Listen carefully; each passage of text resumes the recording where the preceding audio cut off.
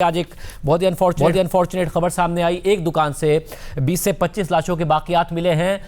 अब भी 96 घंटे गुजरने के बावजूद भी मुकम्मल लाशें नहीं निकाली जा सकी हैं। क्या सूरत हाल है? देखिए शाजिब साहब, इस वक्त भी यहाँ पर सर्चिंग का अमल जारी है। रेस्क्यू की टीमें ऊपर गई हुई हैं बिल्डिंग के अंदर, जबकि उसके साथ साथ उनके साथ कुछ दुकानदार भी हैं जो पॉइंटेशन कर रहे हैं अपनी दुकानों की। और जो उस वक्त लोग मौजूद थे वो बताते हैं कि यहाँ पर वाक़े के वक्त भी दुकानों में रश था और कई दुकानों पर ख़वातीन भी मौजूद थीं। आज दिन भर जो है यहाँ पर एक दुकान से एक क्रॉकरी की दुकान थी, उसमें जो है वो 21 से 22 अफराद की जो है वो बाकियात यहाँ से निकाली गई और वो सिविल अस्पताल पहुँचाई गई। सिविल अस्पताल में हमारी उस दुकानदार से ही बात हुई। उसने बताया कि उस वक्त उसकी फैमिली के कोई 7 अफराद उस वक्त दुकान में मौजूद थे जो कि उसके कज़न थे, जबकि कुछ मेहमान क्वेटा से आए हुए थे और वाक़े से एक रोज़ पहले यहाँ पर पहुँचे थे। वो भी इस वाक़े में जाँ बाक हो गए। ओवरऑल सिचुएशन की हम बात करें तो बिल्डिंग जो वो कोलैप्स होने के करीब है, पहले दिन से वो कोलैप्स हो रही है, उसका अच्छा खासा हिस्सा गिर चुका है, जिसकी वजह से अंदर जाने में काफ़ी मुश्किलात का भी सामना था। तो इसमें 2 मेन फैक्टर हैं कि जिस वक्त इमारत में आग लगी हुई थी तो उसका हज़ारों डिग्री सेल्सियस का टेम्परेचर था और इमारत बैठना शुरू हो गई थी, गिरना शुरू हो गई थी। तो स्ट्रक्चर की वजह से जो वो अंदर भी नहीं जा पा रहे थे। तो जो लोग अंदर मौजूद थे वो स्टक होकर रह गए थे, क्योंकि इस वक्त मार्केट 10 बजे के बाद का ये वाक़ा है। 10 बजे मार्केट के गेट बंद हो चुके थे और लोग गेट बंद होने की वजह से अंदर स्टक हो गए थे। इसी वजह से इस वाक़े में बहुत ज़्यादा हलाकतें भी हुई हैं। अगर उस वक्त मार्केट के गेट खुले हुए होते तो शायद सूरत हाल इससे बिल्कुल मुख्तलिफ होती। जब लोग अंदर फंस गए और टेम्परेचर भी बहुत ज़्यादा था, तो उसकी वजह से जो हमारी डॉक्टर सुमैया से बात हुई, पुलिस सर्जन, वो ये बताती हैं कि बहुत ज़्यादा टेम्परेचर होने की वजह से भी लाशों के या बाकियात के DNA नहीं हो सकते। DNA के लिए 4 चीज़ें चाहिए होती, एक सर के बाल, टीथ, दांत या हड्डी या फिर नाखून, लेकिन इन तमाम चीज़ों में से कुछ भी नहीं मिल सका। इससे पहले भी जब जो बाकियात यहाँ पर पहुँची थी, उनमें से जो रिमेनिंग्स मिल सकी उसके ज़रूर DNA के लिए लेबॉर्ट्री में भेजे गए सैंपल्स, लेकिन आज जो रिमेनिंग्स पहुँची हैं, इवन कि आज पूरा दिन किसी भी किस्म की कोई एक सही सलामत बॉडी नहीं मिल सकी।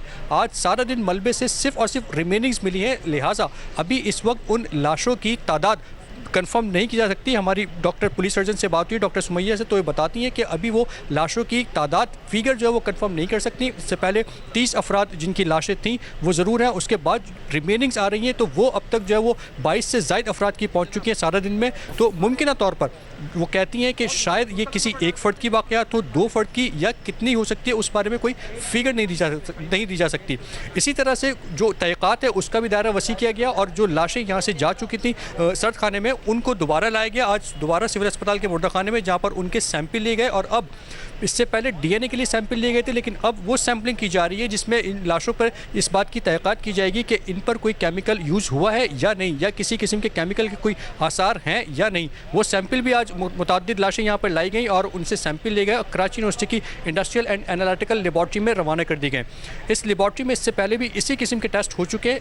आपको याद होगा कि अब से कुछ अर्सा पहले गुलशन इकबाल में कराची यूनिवर्सिटी के सामने एक अपार्टमेंट में ब्लास्ट हुआ था, उसमें भी ये शुबा ज़ाहिर किया जा रहा था कि शायद इसमें कोई नमाखिज़ मवाद इस्तेमाल किया गया है। तो वहाँ से भी इमारत के सैंपल भी भेजे गए थे और लाशों के भी सेम उसी तरह यहाँ गुल प्लाजा में भी लाशों के सैंपल भेज दिए गए। जबकि इसके साथ साथ अगर लाशों में किसी भी किस्म के केमिकल की कोई एग्जामिनेशन के दौरान कंफर्मेशन होती है तो उसके बाद फिर यहाँ से बिल्डिंग से भी सैंपल ले जाएंगे और फिर तहक़ीक़ात का दायरा मज़ीद वसी किया जाएगा। अभी तक आग लगने का जो सही एक्चुअल वक्त है वो भी नहीं पता चल सका है। इसके बाद फिर दुकानदारों के और स्पेशली जो यहाँ मार्केट यूनियन के अहदेदारान हैं उनके भी स्टेटमेंट बाज़ाब्ता तौर पर कदमबंद की जाएंगे, उनके स्टेटमेंट रिकॉर्ड की जाएंगे। मुझे ये भी बताइए कि ज़ाहिर कल तक भी टेम्परेचर बहुत ज़्यादा था, जो रेस्क्यू वर्कर्स हैं उनको बहुत मुश्किलात का सामना था।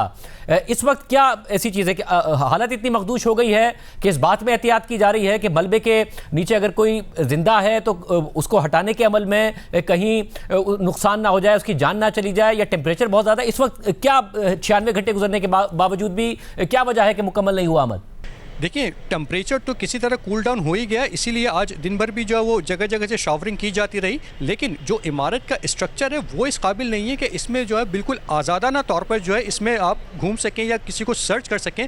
कुछ वक्त के लिए जाते हैं, कुछ पोर्शन तक जाते हैं, मखसूस हिस्सों तक वहाँ तक जाते हैं और उसके बाद फिर रेस्क्यू वर्कर्स भी वापस आ जाते हैं। उसकी वजह यह है कि इमारत जगह जगह से मखदूश है, जगह जगह से गिर चुकी है और उसके पिलर भी कमज़ोर पड़ चुके हैं। यही वजह है कि यहाँ पर अब से कुछ देर पहले SSP सिटी आरिफ अजीज़ पुलिस और उनके साथ दीगर अफसरान ने भी यहाँ पे मीडिया से बातचीत की, जिसमें उन्होंने बताया कि तलाश का अमल, रिसर्च का ऑपरेशन जो है वो यहाँ पे तेज़ कर दिया गया है। टीमें जो है वो मुख्तलिफ टीमें मुख्तलिफ रास्तों से इस बिल्डिंग में दाखिल हो चुकी हैं और सर्च किया जा रहा है कि अगर कोई यहाँ पर जिंदा मौजूद हो तो उसको निकाला जा सके, या अगर कोई लाशें वहाँ से मिल सकती हैं, रिमेनिंग्स मिल सकती हैं तो निकाला जा सके।